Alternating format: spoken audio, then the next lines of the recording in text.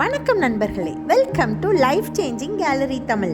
இன்றைக்கி நம்ம வெறும் பாசிப்பயிறு வச்சு சூப்பரான மொறுமொறுன்னு தோசை, அப்புறம் ஆனியன் போட்டு ஆனியன் அடை இதெல்லாம் செஞ்சு சாப்பிட போகிறோம். இந்த பாசிப்பயிறு மட்டும் போதுங்க. இட்லி அரிசி, உளுந்தம்பருப்பு எதுவுமே வேண்டாம். வெறும் பாசிப்பயிரை வச்சு எப்படி பண்ண முடியும் அப்படின்னு நினைக்கிறீங்களா? ஃபுல் வீடியோ பார்த்து எப்படி பண்ணுறதுன்னு தெரிஞ்சுக்கோங்க. இந்த பாசிப்பயிரில் முதல்ல என்னென்ன சத்துக்கள் இருக்குது அப்படின்னு சொல்லி நான் உங்கள் கூட ஷேர் பண்ணுறேன். அப்போ தான் உங்களுக்கு புரியும் இது எந்த அளவுக்கு முக்கியம் அப்படின்னு. இப்போ இந்த பாசிப்பயிரில் பார்த்திங்கன்னா vitamin A, vitamin B, vitamin C, அப்புறம் வைட்டமின் இ நிறைஞ்சிருக்கு.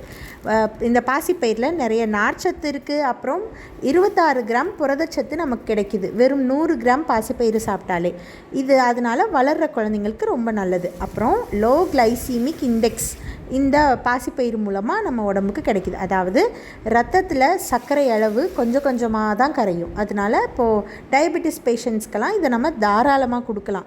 காலை உணவாக இந்த பாசிப்பயிறு தோசை நம்ம சாப்பிட்டோன்னா நமக்கு ரொம்பவே நல்லது. அதாவது முந்தின நாள் இரவே பாசிப்பயிரை நல்லா இப்படி ஊற வச்சிடணும். நான் 200 கிராம் பாசிப்பயிறு எடுத்திருக்கேன். அதாவது 2 கப் பாசிப்பயிறு எடுத்திருக்கேன். அதை முந்தின நாள் இரவே ஊற வச்சு நல்லா ஒரு 2 தடவை கழுவி களைஞ்சு பார்த்திங்கன்னா இந்த அளவுக்கு சூப்பராக ஊறி இருக்கும். ஒரு இரவு முழுக்க ஊற வச்சிங்கன்னா தான் உங்களுக்கு தோசை நல்லா சாஃப்டாக சூப்பராக கிடைக்கும். அடை போடுறதுக்கெல்லாம் அந்த ஆனியன் அடை சொன்னேன்ல, அதெல்லாம் நல்லா சூப்பராக கிடைக்கும். இப்போது இதை நம்ம மிக்ஸி ஜாரில் சேர்த்து நல்லா அரைச்சிக்கலாம். கிரைண்டர் கூட தேவையில்லைங்க. வெறும் மிக்ஸி ஜாரில் இந்த ஊற வச்ச பாசிப்பயிரை நம்ம போட்டு அரைச்சிக்கலாம். சரி, பாசிப்பயிரை ஏன் ஊற வைக்கணும் அப்படின்னு பார்த்தீங்கன்னா, பாசிப்பயிரை ஊற வைக்கிறது மூலமாக ஃபைட்டிக் அமிலம் உடைக்கப்படுது.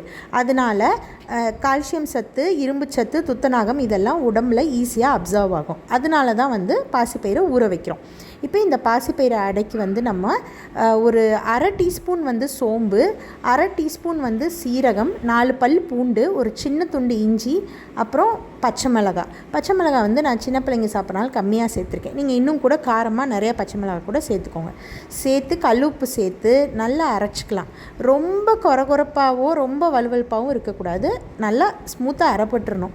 அரைச்சி எடுத்துக்கலாம். இப்போ இது செகண்ட் பேட்ச். நம்ம முதவே போட்டோம்ல அந்த சீரகம், சோம்பு அந்தளவு சேர்த்தா போதும். ரொம்ப போட்டோன்னா அது ஒரு மாதிரி நமக்கு அந்த ஃப்ளேவர் அதிகமாகிடும். ஸோ அதனால் அந்தளவு போட்டால் போதும். இப்போது இதை நான் 2 பேட்சாக மிக்ஸி ஜாரில் சேர்த்து அரைச்சி எடுத்துக்கிட்டேன். நமக்கு இதில் தேவையான உப்பு எல்லாமே நம்ம சேர்த்துட்டோம். ஸோ இதுக்கு தக்காளி சட்னி நல்லாயிருக்கும், இல்லை புளிக்குழம்பு ஏதாவது இருந்தாலும் சூப்பராக இருக்கும். இப்போ நான் ஃபஸ்ட்டு இதில் மொறுமொறுன்னு தோசை வார்த்துக்கிறேன். தோசை வார்த்துட்டு அது எப்படி இருக்குதுன்னு நீங்கள் பாருங்கள். நல்லா நல்லெண்ணெய் ஊற்றியோ நெய் ஊற்றியோ நீங்கள் இதில் தோசை வார்த்துக்கலாம். காலையில் குழந்தைங்களுக்கு இதை பிரேக்ஃபாஸ்ட் கொடுத்தீங்கன்னா அவங்களுக்கு நல்லா ஃபில்லிங்காக இருக்கும். எக்ஸாமுக்கெல்லாம் போகிறாங்கன்னா அவங்க நல்லா போய் சூப்பராக எழுதிட்டு வரலாம். அந்தளவுக்கு வயிறு ஃபில்லிங்காக இருக்கும். டயபெட்டிஸ் பேஷண்ட்ஸ்க்கும் இதை காலை உணவாக கொடுக்கலாம். பாருங்கள், தோசை மொறுமொறுன்னு சூப்பராக வருது. இப்போது இதை நம்ம அதுக்கேற்ற மாதிரி சைட் டிஷ்ஷோடு சாப்பிட்லாம். உங்களுக்கு இதெல்லாம் எதுவுமே வேணாம் அப்படின்னு நினச்சிங்கன்னா நாட்டு சக்கரை தொட்டு சாப்பிட்லாம். உண்மையிலேயே இந்த பாசிப்பயிறு தோசைக்கு சூப்பராக இருக்கும். இந்த பாசிப்பயிறு தோசை பார்த்திங்கன்னா செய்கிறதும் ரொம்ப ரொம்ப ஈஸி. வெறும் பாசிப்பயிரை ஊற வச்சிங்கன்னா போதும். அதை நீங்கள் அடுத்த நாள் மிக்ஸி ஜாரில் அரைச்சி சூப்பராக செஞ்சிடலாம். கூட என்ன, கொஞ்சம் சீரகம், கொஞ்சம் சோம்பு, ஒரே ஒரு பச்சை மிளகாய், 4 பல் பூண்டு, ஒரு துண்டு இஞ்சி போடுறோம். அவ்வளோதானே. இது செய்கிறதுக்கு எவ்வளோ நேரம் ஆக போகுது நீங்களே சொல்லுங்கள். இதில் சத்துக்களும் அதிகமாக நமக்கு கிடைக்கிது. ஸோ இந்த ரெசிப்பியை கண்டிப்பாக உங்கள் வீட்லேயும் ட்ரை பண்ணுங்கள். சரியா? சரி, இப்போ அடுத்ததாக நம்ம பாசிப்பயிறு அடை செய்கிறதுக்கு என்ன பண்ண போகிறோன்னா, நல்லா பெரிய வெங்காயத்தை சன்னமாக நறுக்கி இன்னும் கொஞ்சம் மீதமுள்ள மாவில் சேர்த்துக்கலாம். அதே மாவு தான். பெரிய வெங்காயத்தை மட்டும் சன்னமாக நறுக்கி உள்ளே சேர்த்து நல்லா கெட்டியாக அடை சுட்டுக்கலாம். இது தோசை ரெடி ஆகிடுச்சு. நம்ம அடுத்ததாக அது அடையும் சுட்டுக்கலாம். நான் இன்றைக்கி ஒரே நாளில் தோசையும் சுட்டேன், அடையும் சுட்டேன். எங்கள் வீட்டில் இந்த பாசிப்பயிறு தோசையை விட அவங்களுக்கு அடை தான் எல்லாருக்கும் ரொம்ப பிடிச்சிருக்கு. ஆனியன் போட்டு சுட்டு தரப்போ ஆம்லெட் டேஸ்ட்டில் சூப்பராக இருக்குது அப்படின்னு சொல்கிறாங்க. லிட்ரலி இது ஒரு வெஜிடேரியன் ஆம்லெட்டுன்னு நம்ம சொல்லலாம். ஏன்னா அந்த மாதிரி தான் இதோட டேஸ்ட் இருக்குது. முட்டை மாதிரியே தான் இருக்கும் இது டேஸ்ட்டு. ஸோ அதனால் நம்ம இதில் ஆனியன் போட்டு இந்த அடையாக சுடுறப்ப ரொம்ப நல்லாயிருக்கும். இதுவும் ட்ரை பண்ணுங்கள். இந்த ரெசிபியும் ட்ரை பண்ணுங்கள். ஒன்றும் இல்லை, கொஞ்சமாக வெங்காயம் நறுக்கி உள்ளே போடுறோம், அவ்வளோதான், வேறு ஒன்றும் இல்லை. ஸோ ஓகே, நீங்கள் உங்கள் வீட்டில் இதுக்கு முன்னாடி இந்த பாசிப்பயிறு அடை சாப்பிட்ருக்கீங்களா அப்படின்னு சொல்லிட்டு கமெண்ட் பண்ணுங்கள்.